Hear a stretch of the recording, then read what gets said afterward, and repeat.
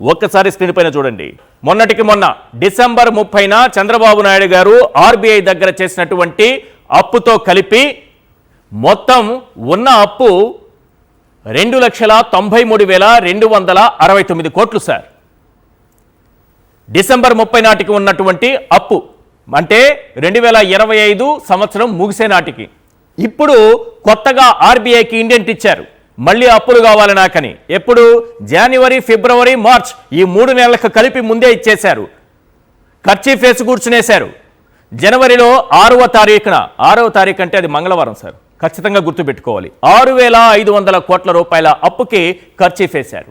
Next February 3న మంగళవారం sir 5,500 కోట్ల రూపాయల అప్పు కోసం ఖర్చీఫ్ వేశారు.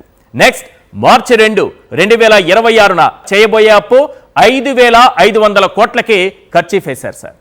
మార్చి 2026 నాటికి మొత్తం ఈ రాష్ట్రం అప్పు 3,10,769 కోట్లకు చేరుకోబోతోంది. ఎస్, ఎంత? 18 నెలల కాలం ఇప్పటికీ ముగిసింది. మరో 3 నెలలు జనవరి, ఫిబ్రవరి, మార్చ్ కలుపుకుంటే 21 నెలల్లో చంద్రబాబు నాయుడు గారు రికార్డు స్థాయిలో చేసినటువంటి అప్పు 3,10,769 కోట్లు సార్. ఇది మామూలు రికార్డు కాదు.